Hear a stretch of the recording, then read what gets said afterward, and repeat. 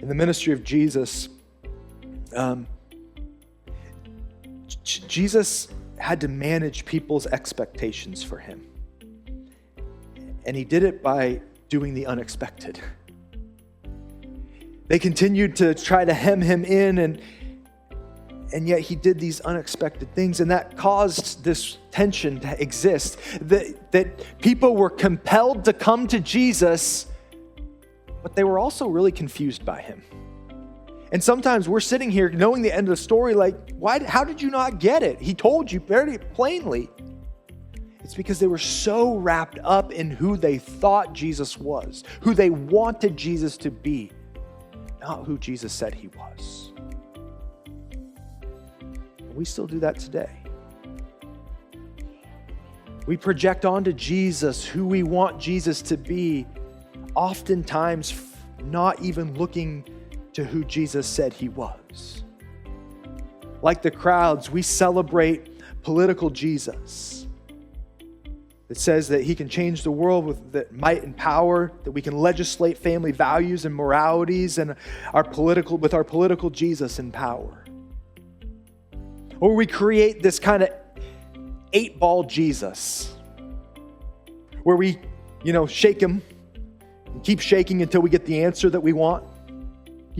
Like we keep coming back and shaking the 8-ball until it comes up with yes. Or we make him into Mr. Rogers Jesus, where he wants everybody to be happy all the time and never convicts, and it's just going to be, we just want him to create a beautiful day in the neighborhood all the time. Maybe take off his sandals and put on other shoes. Or Santa Claus Jesus, right? As long as we're nice and not naughty, then Jesus will just give us everything we ask for. Or self-help Jesus, who's, this version of Jesus is the one that just wants you to live your best life now. And we create these imagery, and I don't know for you what it might be, but sometimes we get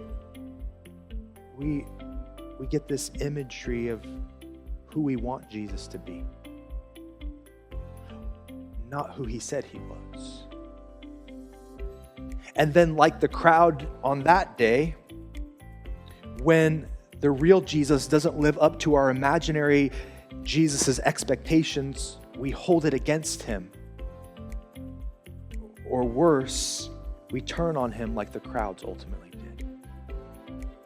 What we need to realize is that man, we are made in the image of God, but so often we try to create God in the image of man. And then we use that God to justify our actions. Instead of coming to Jesus, trying to know who he is,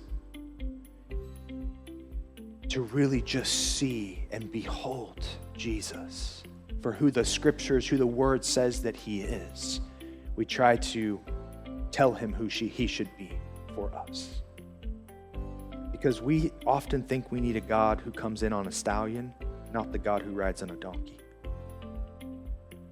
Because it would be easier if our God came down the hill that day on a stallion, because that means he would be bringing us on the stallion as well.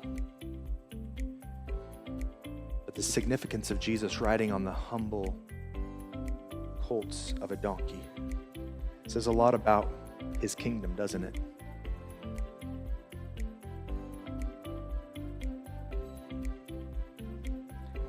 When he comes in on a donkey, he's redefining greatness.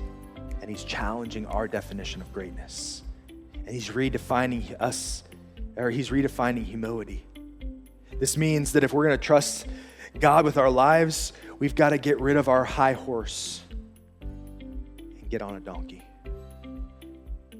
That means that we have to move away from fame and power and more towards service, to step away from self-centeredness and move towards treating others the way we want to be treated. As we talked about last week, moving away from arrogance to humility, gentleness over violence, generosity over greed. You see, the people had a really broken image of what Jesus was all about. And often, so do we. And I'll tell you this lovingly as I can, and because I have to tell me this as lovingly as I can, is that when the picture that you had of Jesus disappoints you, the problem isn't ever with Jesus, the problem is with you. And the expectations and the image that you've built. Because Jesus, if you read through the Gospels, is very clear about who he is and what he was here to do. It's our job to bend our understanding of Jesus to who he is, because he is the King of Kings and the Lord of Lords. He is the Alpha and the Omega, the beginning and the end. He doesn't change. He is the same God of yesterday, today, and forever. He is the Savior of the world. And he saves perfectly. And so we get to understand who he is.